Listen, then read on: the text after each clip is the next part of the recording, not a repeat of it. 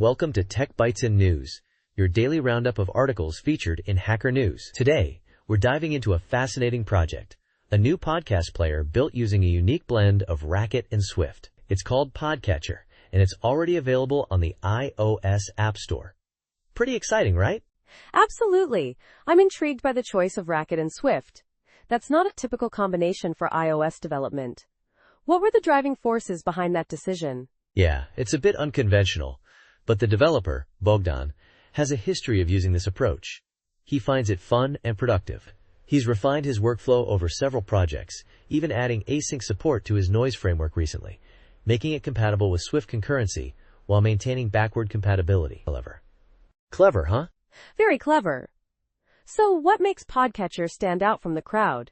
I mean, the podcast app market is pretty saturated. That's true, but Podcatcher boasts some impressive features. It's got audio enhancements, like an equalizer that boosts voices, silence trimming, variable speed with pitch adjustment, and even a shower mode that prioritizes loudness over quality. Perfect for noisy environments. And, importantly, it's free, ad-free, and privacy-respecting with minimal tracking. It's also local first, except for the podcast directory and sync, a breath of fresh air in the app world. Impressive. So what's on the roadmap? What features are planned for future releases? Bogdan plans to add a sleep timer, support for favorites and bookmarks, and a watch companion app. He's also open to suggestions from users, which is always a good sign. I think that's a really smart approach.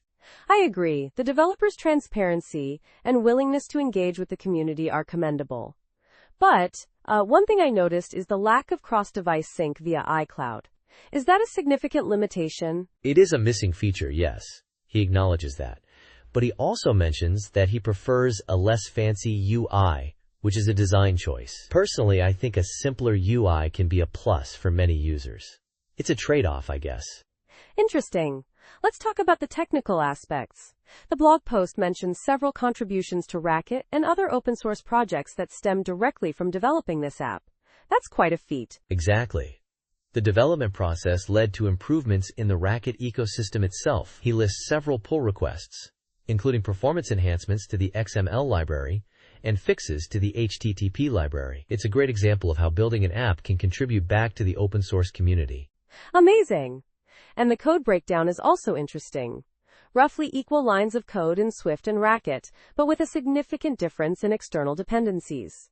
The Racket side relies on many libraries, while the Swift part is surprisingly lean. Yes, the Racket code is denser, and the many dependencies reflect the power and flexibility of the language. But the Swift code, with its single external dependency, is more straightforward.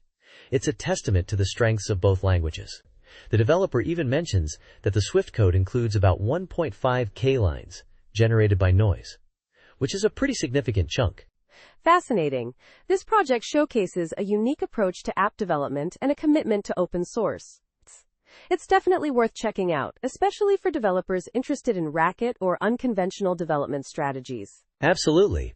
And remember to check out the app itself, Podcatcher, on the iOS App Store.